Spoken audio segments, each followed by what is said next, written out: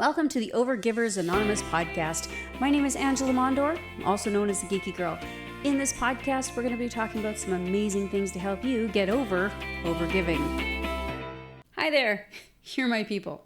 Because nothing says neurodivergent entrepreneur quite like mental chaos, creative brilliance, and a constant hum of, I should really be doing something else right now. The truth is, you do not need more willpower. You need better systems, and systems that actually work with your brain instead of trying to tame it like a wild squirrel on espresso. So today I'm sharing a 3-step focus framework that I use and that I teach inside the Rockstar Success Circle to help you go from scattered and overwhelmed to aligned and action ready. Ready? Let's do this. Okay, number 1, we want to do a brain dump. Okay? So this is where we get all the noise out of our head. And let me be real. My brain dump looks different every single time, or, it varies a lot, shall we say. Sometimes I dump it all into ClickUp, and sometimes it's a tsunami of sticky notes all over my wall. I've done voice notes. I've even vented to my executive assistant, like shout out to Julia, because she's my external hard drive. I have even scribbled things onto scrap pieces of paper. I'm sure you feel the same. What matters isn't how you brain dump, it's that you do it. Because your brain is not a storage locker, it's a processor. And when it gets overloaded, everything slows down. And so here's my go-to system. It's simple. It's not easy, but it's simple. Green light, do. This needs my attention now. Yellow light, delegate. This can be handed off to somebody else. And red, delete, doesn't need to happen at all. Sometimes we have things rolling around in our head, and once we put it down, we go, that just is noise. We can delete that. If you're feeling overwhelmed and you can't figure out what to do next, this is your sign that it's time to brain dump. Get it out and sort it.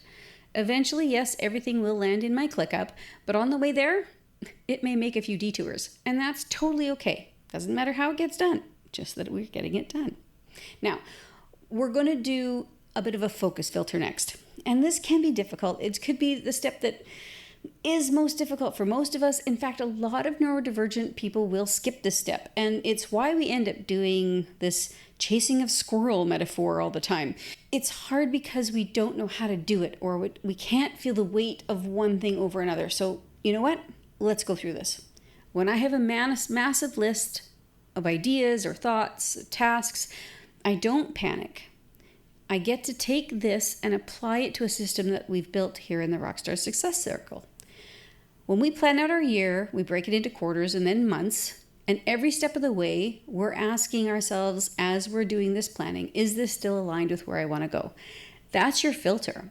So when something new pops up, I just have to say, does this support this month's goal? Does it go into this quarter's focus? If not, does it belong later?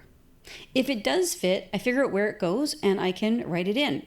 If it doesn't fit right now, it goes into the idea inbox, which is a place in the back of the Rockstar Planner for your not now, but maybe later brilliance. I have chased shiny distractions before, and it has cost me energy and a ton of money. So now, if it's not a hell yes for my current goals, then it's a not yet. And that's okay. It's totally okay to have not yets. The magic isn't in doing everything, it's in knowing what not to do right now. And to be able to say, hey, I know that this is something that can be done in quarter 3, and now we're in quarter 1. Or maybe it's something that belongs next month, or I don't know where this belongs, and we stick it in the idea inbox. Okay? Having a place to put these things reduces that overwhelm. It reduces the worry. Now, I know hyperfocus is something we love. If you have hyperfocus, some of you might not have. I'll tell you, hyperfocus was one of my favorite things. However, although it is my superpower, it is completely unpredictable. You can't force it, but you can be ready for it. And so when that big energy shows up, I want a project that's already aligned with my goals. It's already outlined. It's ready to go. There's no decision fatigue. There's just flow. And to stay in the zone, I have to make sure that I have the right environment. And for me, that usually means background noise. I have a TV show that doesn't require a lot of my attention. Maybe there's a podcast or some music, an audio book, something. Silence is not my friend. If it's quiet and the dog barks or a truck rolls by, I am snapped out of my focus instantly. So I need to mitigate that by making sure I have my earbuds in. I can't hear anything but that background noise. Now, years ago when my kids were little, visual distractions were the issue.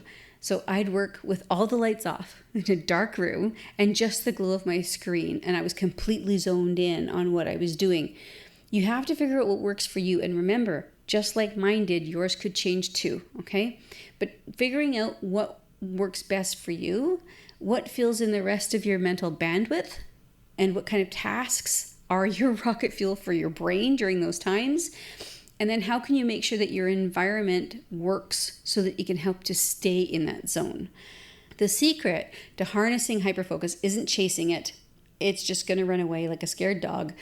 It's in having fuel-ready tasks that are set up and waiting for when the moment happens. Okay? So here's the thing.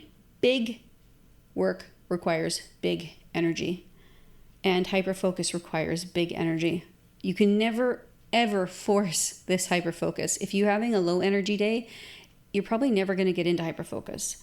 These days when we have those higher energy moments, that's when you can start to foster that energy and help you get into a hyperfocus mode by knowing what it is that you need for your environment and what kinds of tasks are going to fit inside that, okay? Now, I just want to recap this for you. Step 1 is to brain dump and sort it. Get it out of your head first. Then number 2 is you can use your filter to be able to align those tasks with your real goals. How do they fit in with what you're actually doing? And then make sure that you have those things that you've dumped and which ones will be your hyperfocus things. Which one do you require those bigger energy moments for?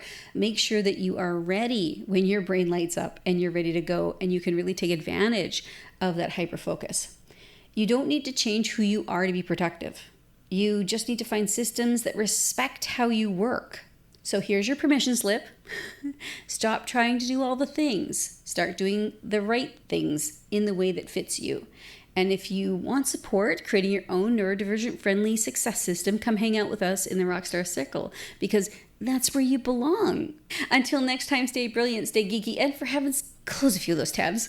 Have a great day. I'll talk to you next time. Thank you so much for listening to the Overgivers Anonymous podcast. Your support means the world to me. You can find show notes for this episode and other goodies at overgiversanonymous.ca. And if you enjoyed this episode or you enjoyed the podcast in general, why not join us in the Overgivers Anonymous Facebook group, where you can connect with overgivers from all over the world. Head on over to geekygirl.ca/group.